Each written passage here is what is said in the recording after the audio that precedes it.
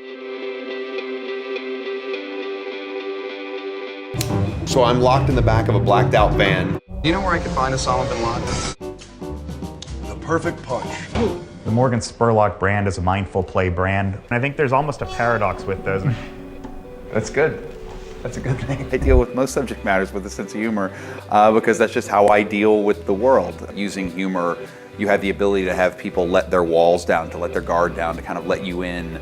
And then suddenly in that moment, you kind of let this information wash over you, and the next thing you know, you've actually learned something. If you can make someone laugh, you can make someone listen. Give us a little backstory on how you sort of found your little niche in documentary filmmaking. I applied to NYU and got into New York University and came here.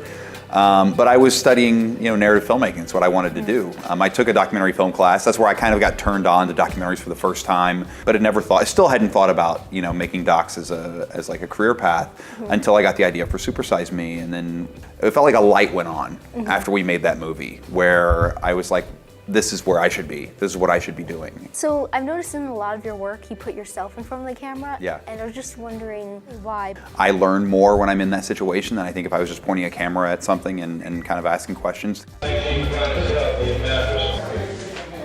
Welcome to paradise. Being enveloped by what's happening around me, I find to be gratifying. Because then what happens when that journey happens, when I learn something, you learn something. When I feel something, you feel something. There's a real, I think, there's a real vicariousness that happens between myself and you when you watch.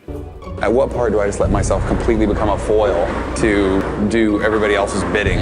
Wow, that's a good question. What's been the greatest lesson or the greatest challenge that I face? I think the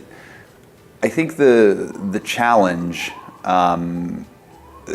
it can become very easy once you make something to want to fall into what everyone else is doing. And I think the greatest challenge is to continue to be true to yourself, to continue to be true to your voice and what you want to accomplish, and kind of owning that space. So for me, I think that I've been pulled in a lot of different directions, but I've tried to be very true to kind of what I believe and what I want to make and the stories I want to tell.